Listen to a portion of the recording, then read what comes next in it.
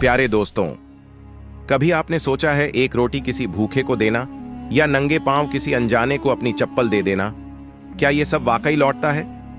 आज की दास्तान एक ऐसे गरीब दर्जी की है जिसने बिना नाम, बिना उम्मीद के सिर्फ नेकी की थी और बरसों बाद वही नेकी उसकी झोली में वो कुछ डाल गई जिसे सोचकर इंसान रो भी देता है और झुक भी जाता है।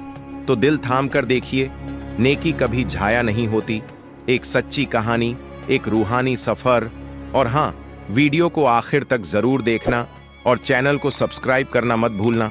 पुराने वक्तों की बात है।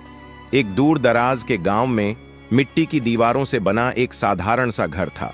उस घर में रहता था अब्दुल वहीद। उम्र कोई 55 बरस, बदन पर झुर्रियां, आंखों में पुरानी रोशनी की चिंगारी और लबों पर हमेशा एक खामोश मुस्कान।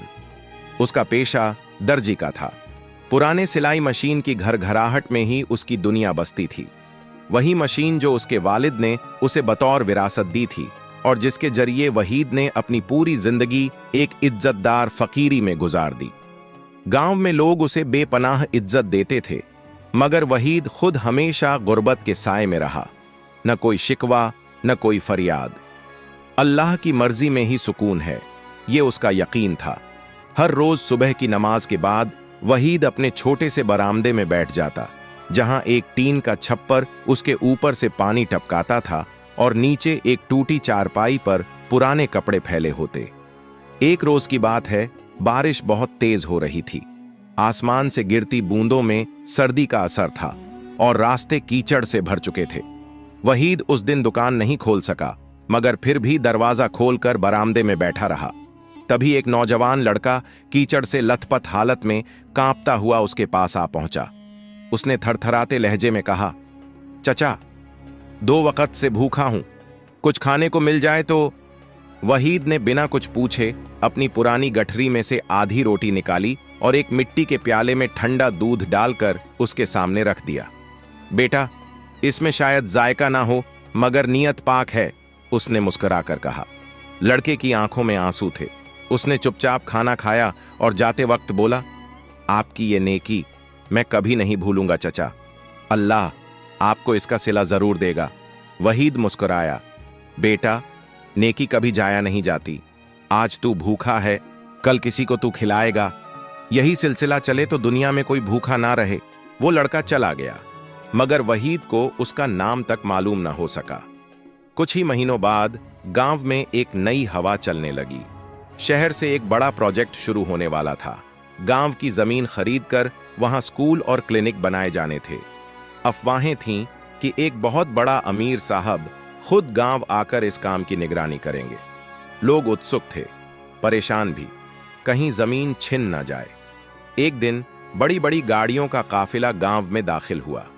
गांव के चौपाल पर एक नौजवान आदमी सफेद कुर्ते पायजामे में उतरा। उसके पीछे सिक्योरिटी और सरकारी अफसर थे, मगर उस नौजवान की नजर चारों ओर किसी को तलाश रही थी। अचानक उसने अपने ड्राइवर से पूछा, यहां कोई अब्दुल वहीद नाम के दर्जी रहते हैं? लोग हैरान रह गए। वहीद तो बस एक गरीब सा इंसान था, उसे किसी अमीर आदमी से क्या वास्ता।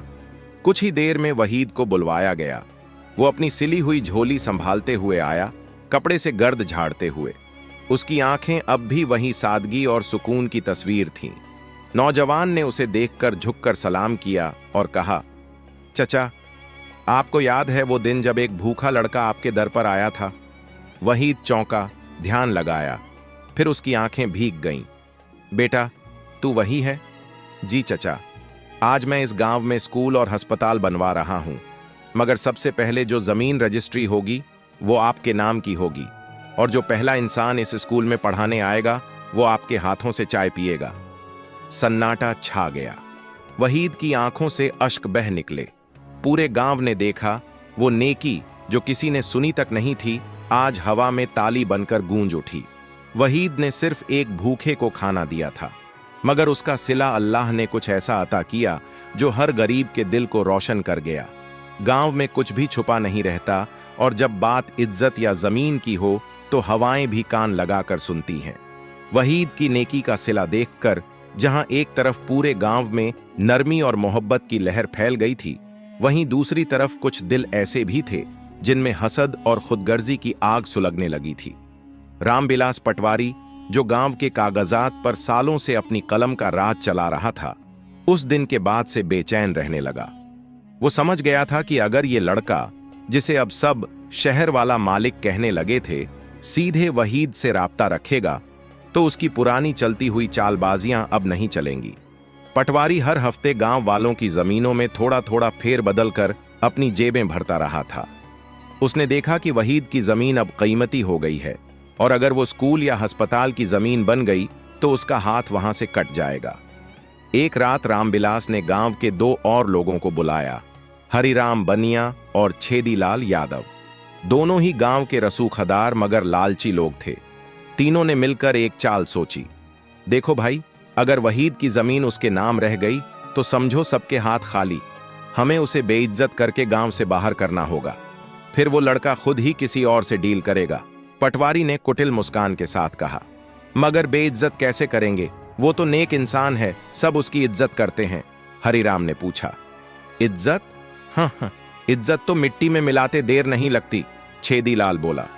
हम कहेंगे कि वहीद ने हमारी जमीन पर कब्जा कर रखा है, झूठी गवाही देंगे, भीड़ जुटाएंगे और शहर वाले साहब के सामने इल्जाम लगा देंगे। बस सारा खेल पलट जाएगा। योजना बन चुकी थी। अगले दिन की सुबह वहीद की जिंदगी का इम्तिहान लिखा जाना था। सवेरा हुआ। वहीद हमेशा की तरह फज्र की नमाज पढ़कर अपने बरामदे में बैठा था, हाथ में पुरानी माला, लबों पर या रहमान या रहीम की तस्बीह। अचानक बाहर शोर हुआ। गांव के कुछ लोग उसकी दुकान की तरफ दौड़ते हुए आ रहे थे।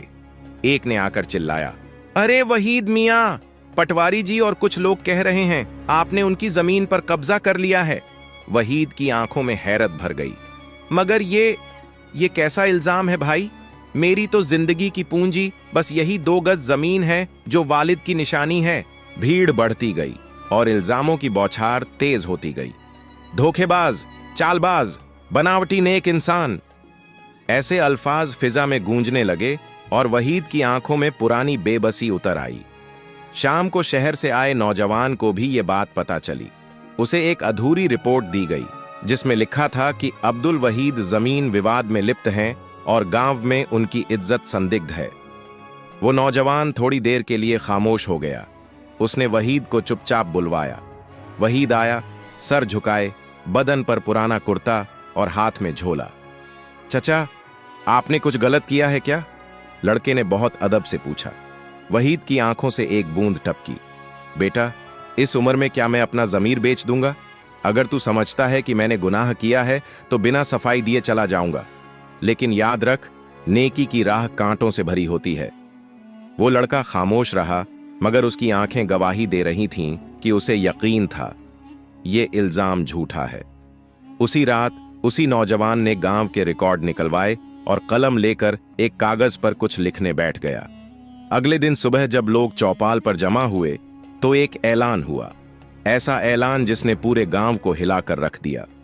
गांव की चौपाल पर सूरज अभी पूरी तरह चढ़ा भी नहीं था कि लाउडस्पीकर की आवाज ने सबको चौंका दिया। सभी गांव वासियों से गुजारिश है कि पंचायत भवन के सामने जमा हों, जमीन विवाद पर शहर से आए साहब कोई बड़ा ऐलान करने वाले हैं। लोग दौड़ते हुए पहुंचे। हर किसी के चेहरे पर अलग अलग जज्बात थे। कुछ को तमाशा देखने की बेसब्री थी, कुछ को सच्चाई जानने की। अब्दुल वहीद उस वक्त मस्जिद के कोने में इबादत में मशगूल था। उसे किसी सफाई या तकरार की जरूरत नहीं थी। उसका रब जानता था कि उसका दिल पाक है और बस वही काफी था। इधर पंचायत भवन के सामने वही नौजवान अफसर, जिसका नाम अब गांव वालों ने रईस बाबू रख दिया था, खड़ा हुआ और उसके हाथ में कुछ सरकारी दस्तावेज थे। भीड़ सन्न थी। आज मैं सबके सामने एक बात वाजह करना चाहता हूं, रईस बाबू ने नरमी मगर मजबूती से कहा। कुछ लोगों ने इल्जाम लगाया कि अब्दुल वहीद मियां ने जमीन पर कब्जा किया है, लेकिन जब मैंने रिकॉर्ड निकलवाए, असली नक्शे और खसरा नंबर, तो हकीकत कुछ और निकली। भीड़ में फुसफुसाहट होने लगी। पटवारी रामबिलास का चेहरा जर्द पड़ गया। हरिराम और छेदीलाल की हथेलियां पसीने से भीगने लगीं। साफ लफ्जों में कहूं, यह जमीन अब्दुल वहीद की पुश्तैनी मिल्कियत है। उन्होंने किसी की 1 इंच जमीन भी नहीं ली। फिजा में कुछ लम्हों की खामोशी छा गई। मगर उसके बाद जो हुआ वो किसी ने सोचा न था। रईस बाबू ने कहा, और एक गवाह भी मौजूद है जो इन झूठे इल्जामों का पर्दाफाश करेगा। लोग हैरत में पड़ गए। गवाह कौन था? तभी भीड़ चीरते हुए एक बूढ़ा आदमी लाठी टेकता हुआ आगे आया। सर पर गंदी सी टोपी, झुकी हुई कमर और सांवले चेहरे पर बुजुर्गी की लकीरें, मगर आंखों में तेज था जैसे किसी जमाने का चश्मदीद। मेरा नाम है नत्थू पहलवान। मैं वही था जिसने 30 साल पहले अब्दुल वहीद के वालिद के हाथों ये जमीन बेची थी, और मेरे पास उसकी रस्मन दस्तावेजी गवाही भी है। उसने कांपते हाथों से एक पुराना लेकिन मोहर लगा हुआ कागज निकालकर सबके सामने लहराया। भीड़ हक्की बक्की। पटवारी वहीं खड़ा रह गया जैसे जमीन खिसक गई हो। रईस बाबू ने फाइल में से नक्शा निकाला, कागज मिलाया। तस्दीक होती है, जमीन वहीद मियां की है, और जिसने इन पर झूठा इल्जाम लगाया वो अब कानून का सामना करेगा। गांव में सन्नाटा था, कोई बोल नहीं पा रहा था। वहीद उस वक्त मस्जिद से लौट रहा था। लोगों ने जब देखा कि उसकी पाकदिली की तस्दीक खुद वक्त ने कर दी है, तो कई लोगों की आंखें शर्म से झुक गईं। पटवारी रामबिलास, जो अभी तक अपनी कलम की ताकत से सबको झुका देता था, अब खुद हाथ जोड़कर वहीद के सामने खड़ा था। माफ कर दीजिए, मेरी नीयत में खोट था, मगर आपकी नेकी ने मुझे बेनकाब कर दिया। वहीद ने सिर झुकाया और बोला, मैं कौन होता हूं माफ करने वाला? अल्लाह ही मालिक है। लेकिन याद रखो, नेकी का रास्ता तंग जरूर होता है, मगर उसका मंजिल हमेशा रोशन होती है। रईस बाबू ने ऐलान किया, इस गांव की पहली लाइब्रेरी वहीद मियां के नाम पर बनेगी, ताकि हर बच्चा जाने नेकी कभी जाया नहीं होती। भीड़ में तालियां बज उठीं, मगर वहीद चुपचाप अपने घर की तरफ लौटने लगा, जैसे कुछ हुआ ही ना हो।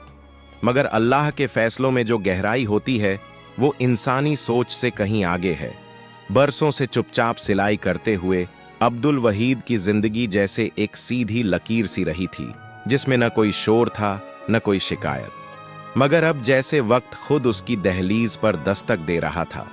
गांव वालों की नजरों में उसके लिए इज्जत तो पहले से थी, मगर अब उसमें एक अजीब सी मोहब्बत और शर्मिंदगी भी शामिल हो चुकी थी। एक शाम वहीद अपने कमरे में बैठा था, जर्जर सी दीवार के सहारे, हाथ में अपनी मां की पुरानी इत्तेफाकी तस्बीह लिए हुए। उसकी आंखें नीम रोशनी में दूर कहीं खोई हुई थीं। तभी बाहर से किसी ने दरवाजा खटखटाया। दरवाजा खोलते ही सामने एक शख्स खड़ा था। उम्र कोई 60 के करीब, चेहरे पर सफेद दाढ़ी, आंखों पर चश्मा और बदन पर सफेद पायजामा व कोट। उसके हाथ में एक फाइल थी और आंखों में बेसब्री। सलाम भाई वहीद, पहचानते हो? वहीद चौंका, फिर गौर से देखा। अरे अली साहब, वो अली हैदर था, वही वकील जो कभी शहर के मशहूर अदालतों में बड़े बड़े केस लड़ा करता था और जो कभी वहीद के साथ एक ही मदरसे में तालीम लिया करता था। मैं बरसों से तुम्हें ढूंढ रहा था वहीद, अली हैदर ने कहा, और आज जब अखबार में तुम्हारे नाम की खबर पढ़ी तो सब कुछ छोड़कर यहां चला आया। वहीद ने उन्हें अंदर बिठाया और थोड़ा पानी पेश किया। क्या बात है अली भाई, इतने साल बाद क्या याद आई? अली हैदर ने फाइल खोली और धीरे से बोला, एक वसीयत है तुम्हारे नाम। वहीद चौंक गया, मेरे नाम? लेकिन किसकी? एक बुजुर्ग औरत थी, फातिमा बी, जो लखनऊ में रहती थीं। कोई रिश्तेदार नहीं था उनका। मैंने उनका केस चलाया था। आखिरी वक्त में उन्होंने कहा था कि अगर उनका बेटा होता तो वहीद जैसा होता। उन्होंने तुम्हारे नाम 5 बीघा जमीन और एक छोटा मकान वसीयत किया है। वहीद की आंखें खुली की खुली रह गईं, मगर मैं उन्हें जानता तक नहीं। मैंने कभी, अली हैदर ने मुस्कुरा कर कहा, तुमने नहीं जाना, लेकिन उन्होंने तुम्हें देखा था।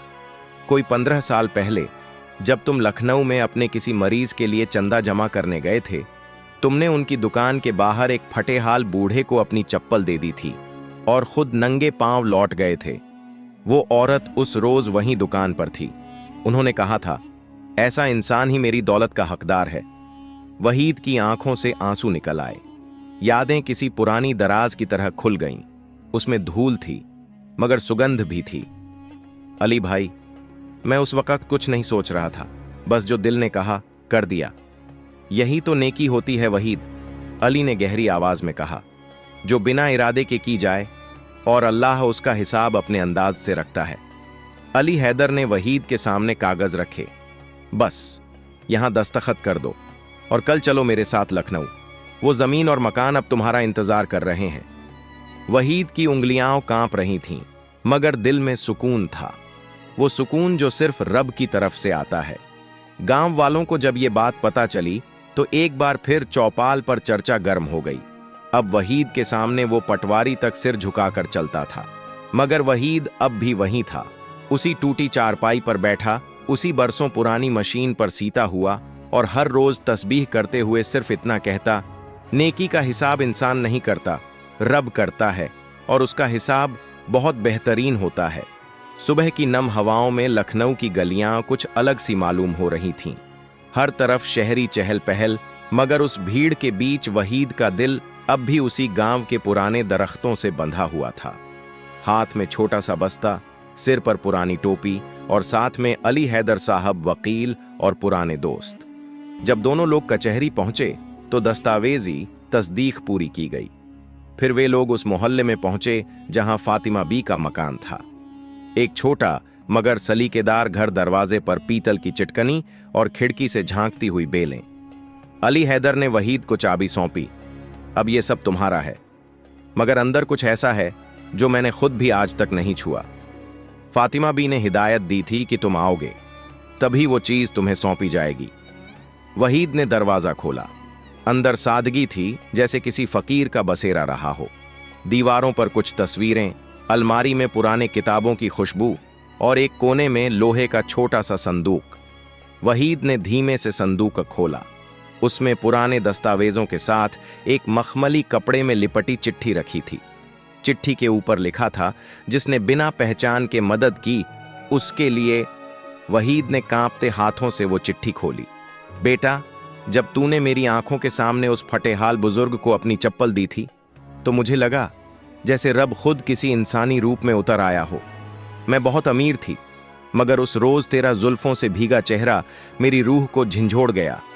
मुझे एहसास हुआ कि दौलत इंसान को बड़ा नहीं बनाती, बल्कि जो बिना उम्मीद के देता है वही सच्चा अमीर है। मेरा कोई नहीं था, मगर उस दिन तुझे देखकर लगा कि अगर मेरा बेटा होता तो तेरी तरह होता, इसलिए ये सब छोड़कर जा रही हूं तेरे नाम। मगर एक बात और, उस बुजुर्ग की तलाश करना जिसने तुझे उस रोज दुआ दी थी, क्योंकि शायद नेकी का असल मकसद अभी पूरा नहीं हुआ। वहीद की आंखों में नमी उतर आई।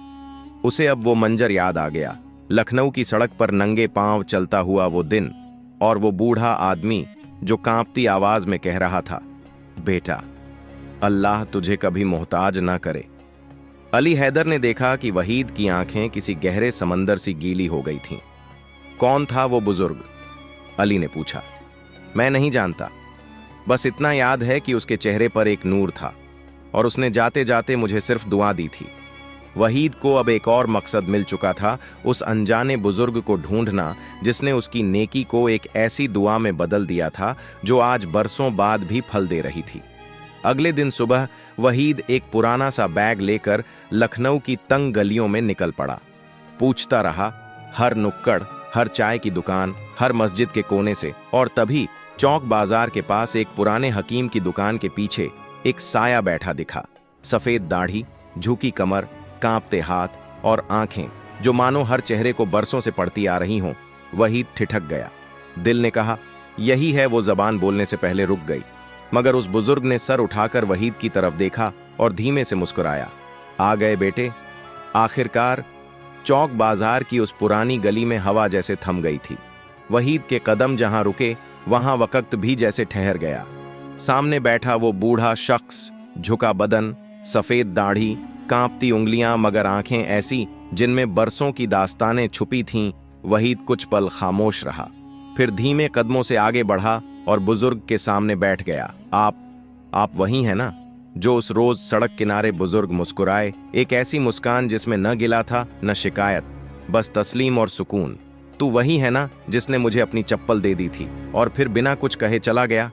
वहीद की आंखें भीग गईं, सर झुका लिया जैसे कोई गुनाह कबूल कर रहा हो, मगर बुजुर्ग ने आगे बढ़कर उसके सर पर हाथ रखा। तेरी उस छोटी सी नेकी ने मेरा ईमान ताज़ा कर दिया था बेटे। उस दिन मैं सोच रहा था कि दुनिया में इंसानियत मर गई है, लेकिन तेरे उस एहसान ने मुझे जिंदा कर दिया। वहीद चुप था। दिल की धड़कनों में जैसे कोई पुरानी लय लौट आई थी। आपका नाम? वहीद ने धीमे से पूछा। बुजुर्ग ने नजरें उठाईं। मेरा नाम है गुलाम रसूल। कभी मुरादाबाद के एक बड़े मदरसे में इल्म दिया करता था। फिर जिंदगी ने ऐसा मोड़ लिया कि सब कुछ छूटता चला गया। बीवी चल बसी, बेटा गुम हो गया, और मैं लखनऊ की गलियों में भीख मांगने पर मजबूर हो गया। वहीद की सांसें जैसे रुक गईं। बेटा? आपका बेटा? उसका नाम क्या था? अजीमुद्दीन, मगर बचपन में ही गायब हो गया। किसी मेले में बिछड़ गया था। उसके बाद हर गली हर शहर ढूंढा, मगर न मिला। वहीद का चेहरा एकदम पीला पड़ गया, हाथ कांपने लगे। आपने कभी उसे दोबारा नहीं देखा? नहीं, मगर उसकी एक निशानी अब भी मेरे पास है। गुलाम रसूल ने अपने कुर्ते की जेब से एक पुरानी फटी हुई ताबीज निकाली। लोहे की एक छोटी सी डिबिया जिसमें सूखी हुई कागज की पर्ची थी। ये ताबीज मैंने उसके गले में डाली थी। उसमें उसका असल नाम लिखा है, शायद अब भी। वहीद ने कांपते हाथों से ताबीज खोली। कागज की सिलवटें जैसे रूह को चीरती चली गईं, और उस पर लिखा नाम अजीम उद्दीन वहीद। वो एक ही पल था जिसमें जमीन भी घूमी और आसमान भी। वहीद की आंखें भर आईं। अब्बू, आप मेरे वालिद हैं? गुलाम रसूल कांपते हुए उठे। आंखों से बहती लकीरों को पोंछा भी नहीं, बस वहीद को अपने सीने से लगा लिया। वो लम्हा ऐसा था जैसे कायनात रुक गई हो। एक बिछड़ा बेटा, एक टूटा हुआ बाप, और उन दोनों के दरमियान बस अल्लाह की रहमत का पुल। सड़कों पर खड़े लोग ठिठक गए, दुकानें चुप हो गईं, और वो छोटी सी गली अब रूहानी सजदे का मंजर बन गई थी। गुलाम रसूल रोते हुए बोले, अल्लाह ने तुझसे तुझी को लौटा दिया। देख बेटा, नेकी वाकई कभी जाया नहीं जाती। तूने जिसे चप्पल दी थी वो तेरा बाप निकला, और आज वो चप्पल अल्लाह की रहमत बनकर तुझे वसीयत और इज्जत लौटा रही है। वहीद के पास अब अल्फाज नहीं थे, बस दुआ थी, और उसके सीने से लगकर कांपता हुआ एक बाप जो अपने बेटे को रब की इनायत समझकर सीने से चिपकाए हुए था। लखनऊ की तंग गलियों से लौटते वक्त अब्दुल वहीद के साथ अब एक वकील नहीं, बल्कि उसके खोए हुए अब्बू गुलाम रसूल भी थे। रिक्शे की धीमी रफ्तार में दोनों की खामोशी जैसे एक दूसरे की रूह में उतरती जा रही थी। आंखों में अश्क थे, मगर दिल में सुकून, क्योंकि नेकी की राह ने एक पूरा चक्र पूरा कर लिया था। गांव पहुंचे तो चौपाल पर सब लोग जमा हो गए। कोई जानता नहीं था कि वहीद के साथ कौन है, मगर सब महसूस कर रहे थे कि कुछ बड़ा होने वाला है। वहीद ने सबके सामने ऐलान किया, ये मेरे अब्बू हैं, हजरत गुलाम रसूल। बरसों पहले बिछड़ गए थे, और अल्लाह ने मेरी एक नेकी के बदले मुझे मेरा खून लौटा दिया। भीड़ सन्न थी। कुछ की आंखें भर आईं, कुछ ने तस्बीह थाम ली, कुछ ने सिर झुका लिया। मगर तभी एक अजनबी शख्स आगे आया, हाथ में कागज, चेहरे पर शिकन और आवाज में तलखी। माफ कीजिएगा, मगर ये जमीन जिस पर स्कूल बन रही है उसका असली वारिस मैं हूं। भीड़ में फिर हलचल हुई। वहीद ने पलट कर देखा। वो शख्स बोला, मैं हूं आरिफ हुसैन, फातिमा बी का दूर का रिश्तेदार, और मेरे पास कानूनी दस्तावेज हैं जो साबित करते हैं कि जमीन और मकान मेरे नाम वसीयत हुए थे, मगर मेरी गैर मौजूदगी में आपने दस्तखत कर लिए। भीड़ गूंज उठी। अब्दुल वहीद चुप रहा। उसकी आंखें अब भी सुकून से भरी थीं। आपको क्या कहना है? रईस बाबू ने पूछा। वहीद ने मुस्कुराकर कहा, अगर ये जमीन वाकई आपकी है तो मैं आज ही नाम वापस कर देता हूं। मैं उस घर के लिए नहीं लौटा था, मैं तो बस अपने अब्बू को वापस लेने गया था, और अल्लाह ने वो दे दिया जो दस्तावेज नहीं दे सकते। गुलाम रसूल की आंखें भर आईं। उन्होंने वहीद के कांधे पर हाथ रखा। बेटा, ये वही वक्त है जब तेरा इम्तिहान है, मगर देखना, रब तुझे इससे भी ऊंची नेमत अता करेगा। भीड़ में से एक और आवाज आई, रुको, मेरे पास एक और चिट्ठी है, फातिमा बी की आखिरी हिदायत। ये उन्होंने वकील के पास रखवाई थी। अगर आरिफ ने कभी दौलत के लिए दस्तावेज मांगे तो समझना वो इसका हकदार नहीं है। अब हवा पलट गई। वही आरिफ हुसैन जो दस्तावेजों की दुहाई दे रहा था बेनकाब हो गया। रईस बाबू ने साफ कहा, अब कोई सवाल नहीं उठेगा। ये जमीन अब्दुल वहीद मियां और उनके वालिद की अमानत है। भीड़ ने ताली बजाई, मगर वहीद बस एक कोने में जाकर सजदे में झुक गया। गांव में स्कूल बना, नाम रखा गया मदरसा ए गुलाम वहीद। वहीं एक कमरा बुजुर्गों की इबादत और रहने के लिए बनाया गया। गुलाम रसूल वहीं रहते थे और हर बच्चे को कुरान और इंसानियत का सबक देते थे। वहीद ने अब सिलाई का काम छोड़ दिया था, मगर हर उस बच्चे की फीस खुद भरता था जो गरीब था। नंगे पांव स्कूल आता था, जैसे वो खुद एक वक्त हुआ करता था। और जब भी कोई पूछता, आपको इतना सुकून कैसे मिलता है, तो वहीद मुस्कुराकर बस इतना कहता, क्योंकि नेकी कभी जाया नहीं होती। वो लौटती है, कभी दुआ बनकर और कभी खुदा की रहमत बनकर।